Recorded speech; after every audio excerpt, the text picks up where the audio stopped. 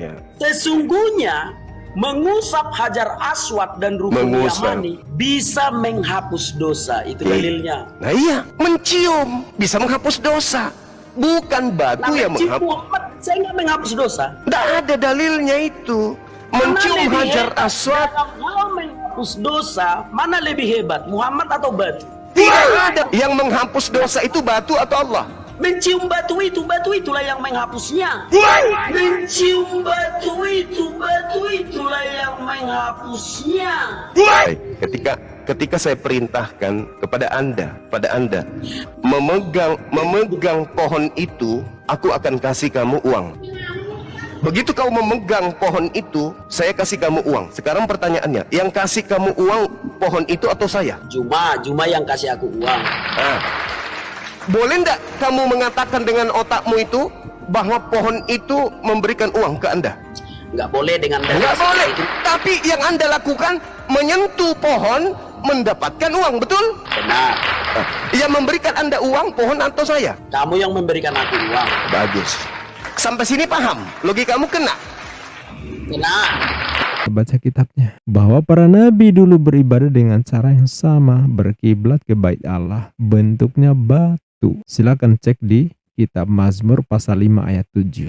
Di sana disebutkan, tetapi aku berkat kasih setiamu yang besar, aku akan masuk ke dalam rumahmu, sujud menyembah ke arah baitmu yang kudus dengan takut akan engkau. Kalau anak kata yang baca, mikirnya bait Allah ini disembah, karena di situ disebut sujud menyembah ke arah baitmu yang kudus. Nah, ntar bait Allah yang disembah ini menurut anak katak ini. Nah, ini ada di kitabnya loh. Ya, ini bukan di Quran, tapi ada di Bible ya. Ya ampun Bu, jangan begitu dong Bu, saya dengar Bu. Kenapa? Ibu tahu Ibu, dia pakai kerudung disuruh percaya dengan Yesus.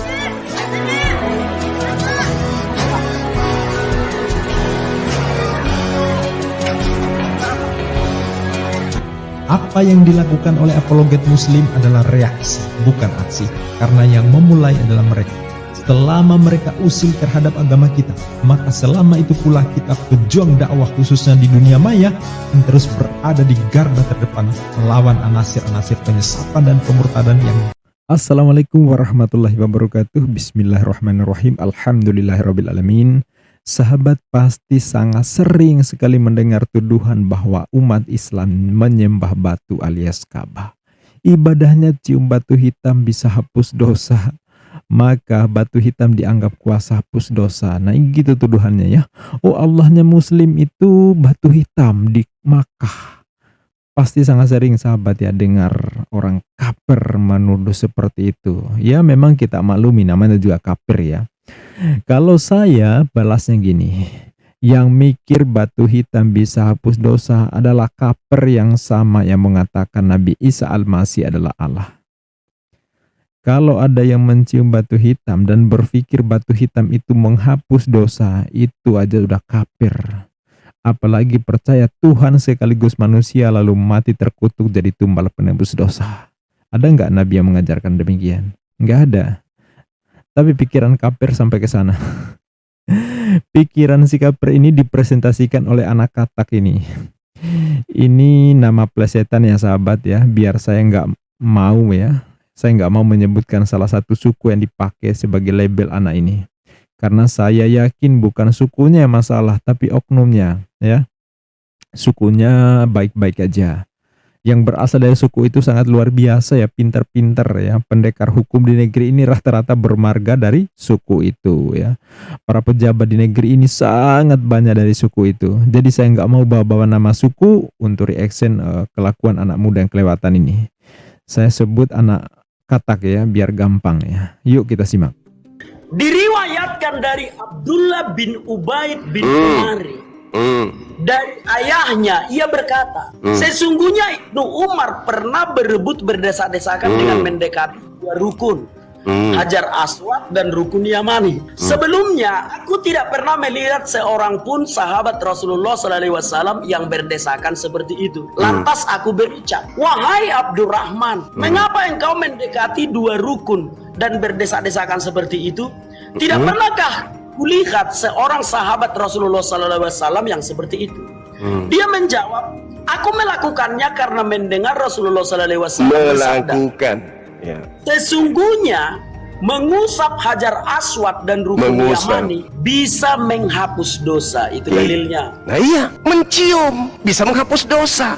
Bukan batu yang mencium menghapus. Muhammad saya nggak menghapus dosa. Tidak ada dalilnya itu. Mencium Mana lebih hajar hebat aswad. dalam hal menghapus dosa, mana lebih hebat, Muhammad atau batu? Tidak ada batu. Mana buktikan kepada saya batu menghapus dosa. Mana dalilnya batu menghapus dosa?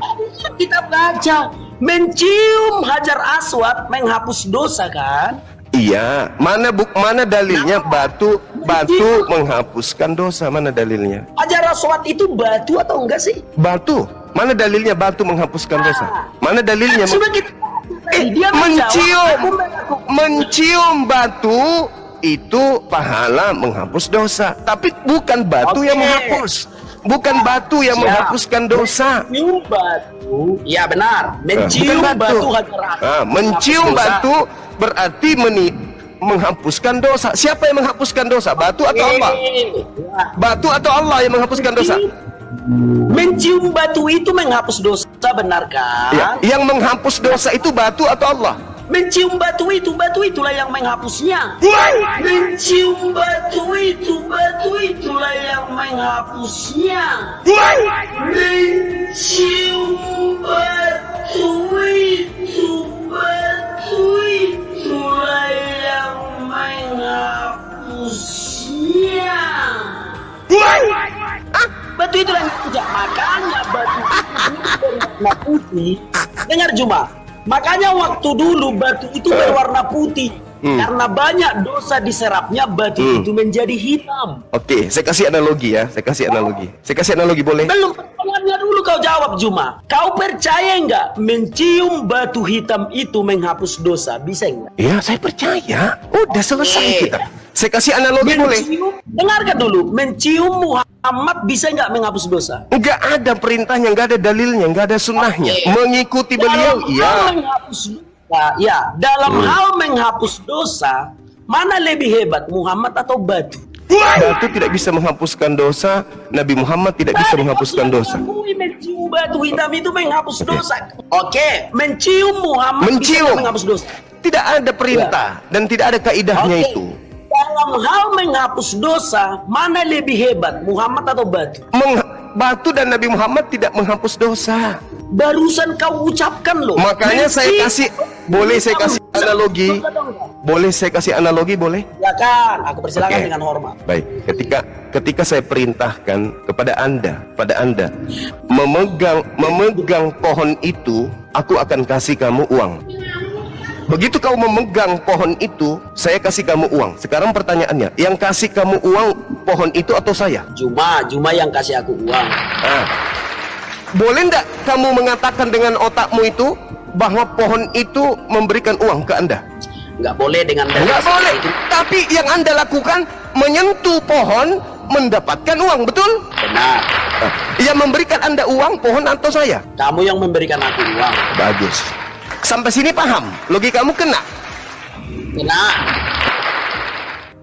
Iya, mantap ya. Jadi si anak katak ini udah dibacem abis ya, jadi tape oleh Bang Zuma ya. Artinya mau berakrobat dengan ngeles kayak apa, semua yang waras nggak mungkin bernalar macam si anak katak ini ya, kecuali katak domba, nah itu biasa lah ya. Tapi yang waras, yang akalnya sehat, membaca narasinya nggak bakalan berpikir seperti dia ini ya. Apa yang dianalogikan Bang Zuma ya begitulah diimani Muslim ya. Jutaan orang menyentuh Hajarul Aswad, nggak ada yang mengimani batu itu menghapus dosa. Karena yang menghapus dosa hakikatnya adalah Allah, pencipta segala makhluk, termasuk pencipta batu itu. Adalah kekafiran, adalah kesyirikan kalau berpikir batu itu punya kemuliaan, punya kehebatan, punya kuasa menghapus dosa. Syirik lagi dah, kafir ya, macam si anak katak ini. Jadi di sini ada dua problem yang dibawa si anak katak. Yang pertama, mencium Hajar al-Aswad bisa menghapus dosa. Diartikan batu hitam yang menghapus dosa. Yang kedua, batu hitam lebih hebat dibanding Nabi Muhammad. Karena batu hitam menghapus dosa, Nabi Muhammad tidak menghapus dosa. Ini kan problemnya. Secara singkat saya pastikan si anak katak mengalami masalah dalam penalarannya. Bayangin kalau analogi ini diteruskan, dikembangkan, tentu bakal kocak. Saya kasih contoh misalnya. Misalnya Anda ikut lomba tenis ya. Hadiahnya misalnya 1 sepeda motor. Yang ngasih hadiah itu Pak RT. Artinya siapa yang dapat juara 1 di lomba tenis, maka akan diberi sepeda motor. Lalu Anda terima kasihnya ke raket, ke bola tenis. Nah ini kan lucu ya. Yang ngasih hadiah seolah-olah benda itu gitu, kan gila namanya ya. Harusnya terima kasih pada Pak Camat.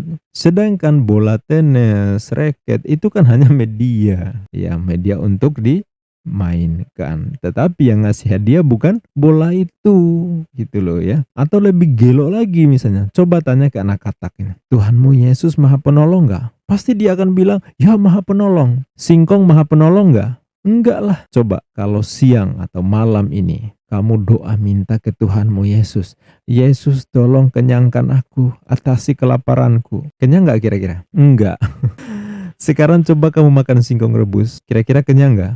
Kenyang, pasti ya. Kalau gitu, dalam hal penyelesaian kelaparan, ternyata singkong lebih hebat dibanding Tuhanmu. Kira-kira waras nggak orang yang mikirnya kayak gini? Ya enggak.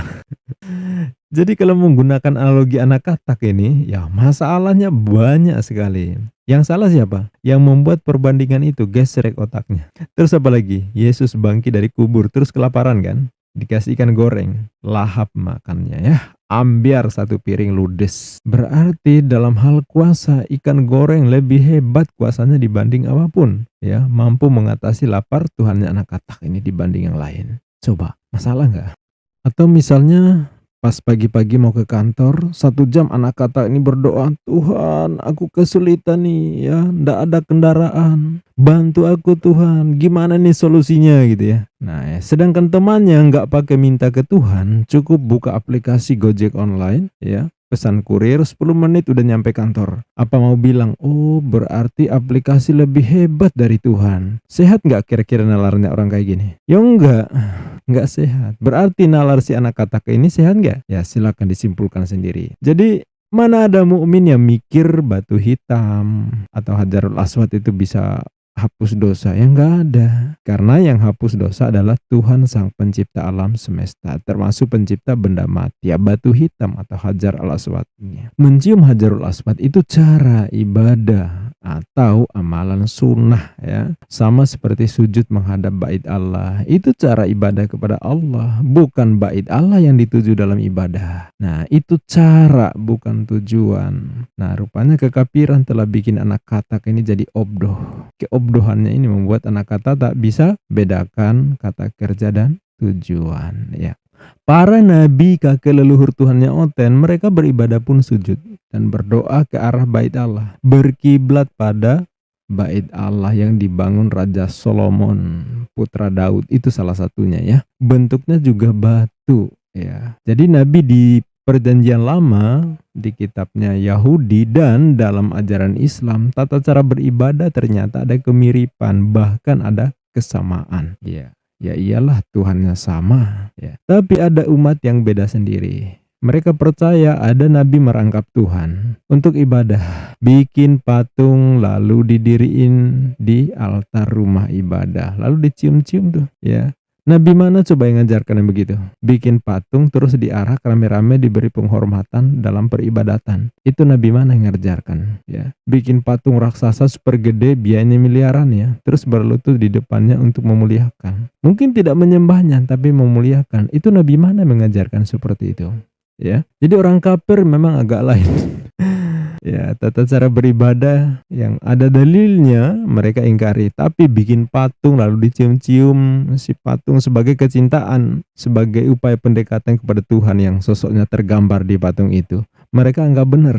Ini namanya nalar yang tertukar, yang diajarkan tidak dilakukan, yang tidak diajarkan malah dilakukan. Gimana coba ya? Apa ya harus diajarin? Anak kata, kamu pakai aplikasi mobile banking, kamu membayar tagihan, itu tujuan ya. Kamu pencet layar, masukin PIN, itu cara. Pihak bank, pemilik aplikasi mobile banking memberitahu, cara membayar tagihan lewat mobile banking itu begini. Kalau kamu mikir bahwa aplikasi yang membayar tagihan, maka sesungguhnya otakmu gesrek. Kenapa? Karena aplikasi itu hanya media. Ya, yang membayar tagihan bukan aplikasi itu, ya. Sama seperti ibadah, mau sujud, mau berkiblat, mau berdoa, mau berkurban, mau tawaf, itu semuanya cara beribadah, bukan tujuan ibadah. Yang dituju dalam ibadah ya hanya satu, Allah Sang Pencipta, yang memerintahkan beribadah dengan cara seperti itu. Nah, ketaatan kepada Sang Pencipta menggerakkan kita ke masjid, kita ke Makkah, kita berzikir, kita berkurban, kita bersodakoh, kita berzakat, kita berbagi, ya kan? Sayangnya anak kata CS tak baca kitabnya, bahwa para nabi dulu beribadah dengan cara yang sama, berkiblat ke bait Allah, bentuknya batu. Silakan cek di Kitab Mazmur pasal 5 ayat 7. Di sana disebutkan, tetapi aku berkat kasih setiamu yang besar, aku akan masuk ke dalam rumahmu, sujud menyembah ke arah baitmu yang kudus dengan takut akan engkau. Kalau anak kata yang baca, mikirnya bait Allah ini disembah. Karena di situ disebut sujud menyembah ke arah baitmu yang kudus. Nah, ntar bait Allah yang disembah ini menurut anak katak ini. Nah, ini ada di kitabnya loh. Ya, ini bukan di Quran, tapi ada di Bible ya. Kemudian baca di Mazmur pasal 138 ayat kedua. Juga disebutkan, aku hendak sujud ke arah baitmu yang kudus dan memuji namamu. Oleh karena kasihmu dan oleh karena setiamu telah kubuat namamu dan janjimu melebihi segala sesuatu. Ya, sujud ke arah bait Allah, bait suci, memuji nama Tuhan Sang Pencipta. Di kitab Yehezkiel pasal 44 ayat keempat juga disebutkan, lalu dibawa aku melalui gerbang pintu utara ke depan bait suci. Aku melihat sungguh rumah Tuhan penuh kemuliaan Tuhan, maka aku sujud menyembah. Yang dihadapi bait suci, tapi bukan menyembah bait suci. Kalau anak kata yang baca, ntar dibilang Nabi DPL nyembah bait Allah. Ini benar-benar miring dah ini ya ini. Kejadian 28 ayat 22, dan batu yang kudirikan sebagai tugu ini akan menjadi rumah Allah. Dari segala sesuatu yang engkau berikan kepadaku akan selalu kupersembahkan 1/10 kepadamu.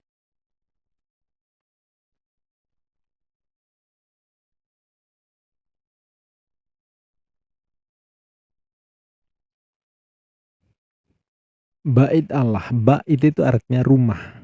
Bait Allah artinya rumah Allah. Ya, terbuat dari apa? Batu. Dalam bahasa Arab, Baitullah atau Ka'bah. Apa Allah butuh rumah untuk tempat tinggal? Tidak. Rumah Allah itu istilah, bukan makna yang sebenarnya. Kiblat dalam beribadah kepada Allah. Kalau pakai nalar anak bata ya mungkin rumah Allah artinya rumah tempat tinggal Allah. Kaper jadinya. Jadi Nabi kakek leluhur Tuhannya si anak katak ini sujud ke arah bait Allah yang dibentuk dari batu. Ya, jelas-jelas disebutkan di kitabnya si anak katak ini. Di situ tempat menghadap saat memuji Tuhan Sang Pencipta. Nah, dalam Islam pun demikian. Orang berhaji, ya, ketika datang di hadapan bait Allah, apa mereka katakan? Labbaik Allahumma labbaik. Innal hamda wa ni'mata laka wal mulk la syarikalah. Ya, talbiyah namanya ya. Aku datang memenuhi panggilanmu ya Allah. Tiada sekutu bagimu. Aku datang memenuhi panggilanmu. Sesungguhnya segala puji, kemuliaan dan segenap kekuasaan adalah milikmu. Tidak ada sekutu bagimu, la syarikalah. Yang dipuji siapa? Tuhan Sang Pencipta. Bukan bait Allah, bukan batu. Bait Allah itu, batu itu hanya kiblat, hanya penanda, hanya arah bahwa dalam beribadah menghadap ke situ. Bukan itu yang diminta, bukan itu yang disembah. Jadi very clear. Ya, apa yang dilakukan umat Islam hari ini adalah melanjutkan peribadatan para nabi terdahulu. yang riwayatnya tertulis dengan sangat jelas lugas yang dipegang oleh si anak Batak. Sayangnya dia nggak baca kitabnya sendiri sehingga dia nggak tahu ritual-ritual yang ada di Islam ternyata punya kemiripan bahkan kesamaan dengan apa yang dilakukan oleh para nabi di masa sebelum Tuhannya si anak katak ini lahir. Demikian ulasan ini mudah-mudahan memberikan pencerahan untuk kita semua. Mari kita bersama-sama senantiasa melawan anasir-anasir penyesatan dan pemurtadan yang gentayangan di sekitar kita. Salah satu caranya adalah memberikan dukungan perkembangan channel ini. Silakan subscribe bagi yang belum subscribe. Jangan lupa like, share, berikan informasi kepada saudara kita yang mungkin membutuhkan informasi ini sehingga menjadi ladang dakwah, ladang amal buat kita semua. Sampai jumpa di video berikutnya. Billahi taufik wal hidayah. Wassalamualaikum warahmatullahi wabarakatuh.